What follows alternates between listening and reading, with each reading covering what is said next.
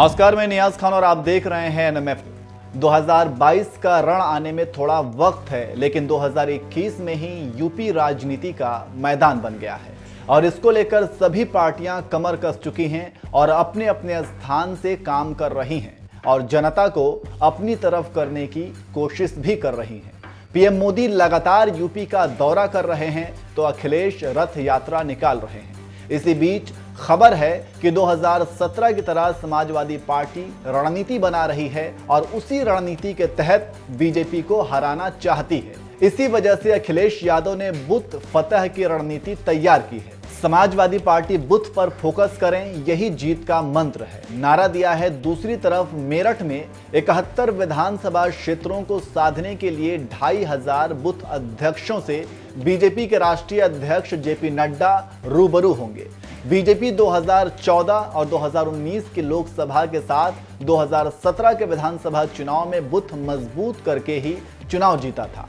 अब 2022 के विधानसभा चुनाव में भी वह बूथ पर खास जोर दे रही है। बूथ जीतो के प्लान के तहत बीजेपी ने सीनियर नेताओं को यूपी के कई हिस्सों में बांटकर जिम्मेदारी दी है, जिसमें यूपी वेस्ट का प्रभारी अमित शाह को बनाया गया है। उसी क्रम में बीजेपी के राष्ट्रीय अध्यक्ष जेपी नड्डा शनिवार को मेरठ आकर वेस्ट यूपी की 71 विधानसभा सीटों पर जोर आजमाइश कर रहे हैं। इसमें करीब 2500 बूथ अध्यक्ष शिरकत करेंगे।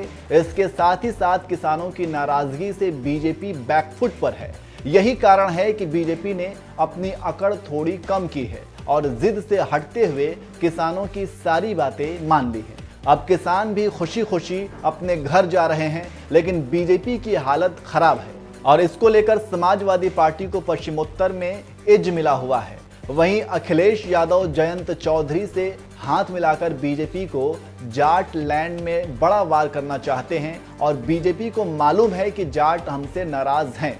इसी कारण बीजेपी ने किसानों की सारी बातें मान ली है। अब देखना होगा कि बीजेपी को कितना इसका फायदा होगा, लेकिन जो भी हो, इस बार लड़ाई कुछ बड़ी हो गई है और यूपी कौन जीतेगा अब देखना होगा। इसी के साथ अखिलेश यादव ने बीजेपी की ही रणनीति से उसे घेरने का प्लान बनाया है।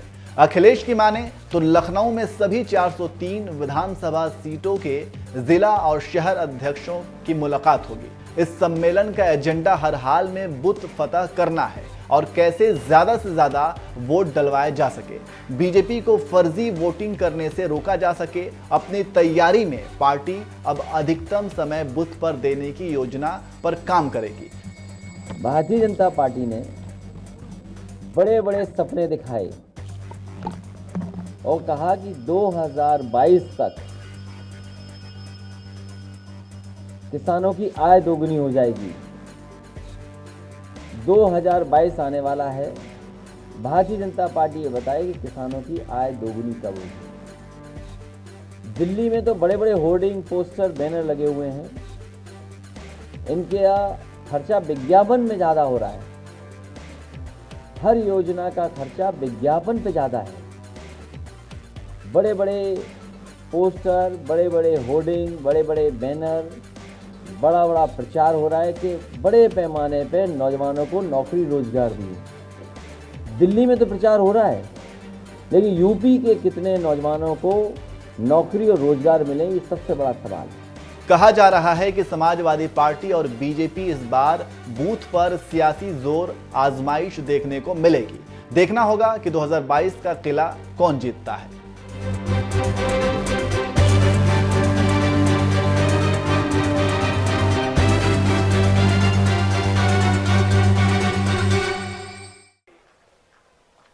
भाइयों और बहनों, आज देश में आजादी के बाद पहली ऐसी सरकार है जो छोटे किसानों की सूद ले रही है।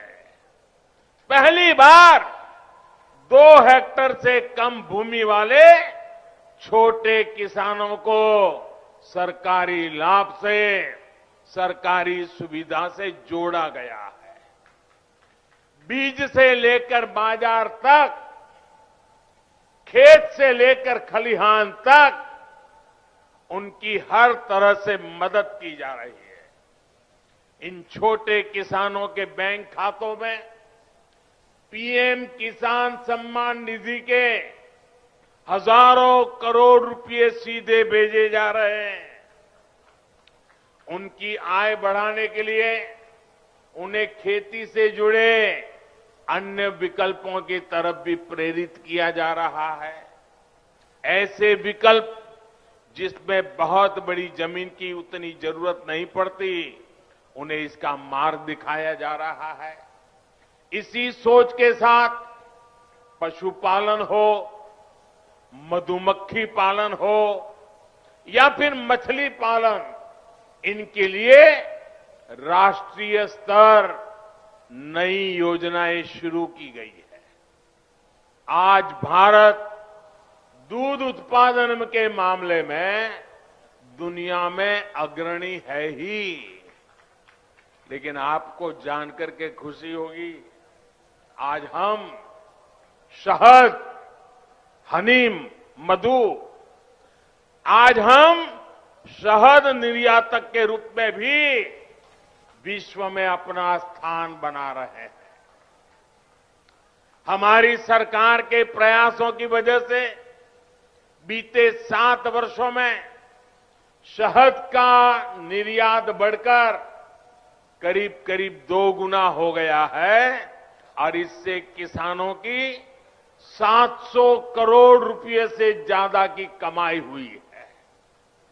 भाइयों और बहनों, किसान की आय बढ़ाने का एक और विकल्प बायोफ्यूल भी है। हम खाड़ी का तेल से चलाते थे, अब हम झाड़ी का तेल भी लेकर के आ रहे हैं। बायोफ्यूल की अनेक फैक्ट्रियां यूपी में बनाई जा रही हैं। बदायूं और गोरखपुर में बायोफ्यूल के बड़े कॉम्प्लेक्स बनाए जा रहे हैं। यहां पास में गोंडा में भी इथेनॉल का एक बड़ा प्लांट बन रहा है। इसका लाभ इस क्षेत्र के बहुत से किसानों को होगा। गन्ने से इथेनॉल बनाने के अभियान में भी यूपी अग्रणी भूमिका की ओर बढ़ रहा है। बीते 4.5 साल में लगभग 12,000 करोड़ रुपए का इथेनॉल यूपी से खरीदा गया है। योगी जी की सरकार जब से आई है, तब से गन्ने के भुगतान में भी बहुत तेजी आई है।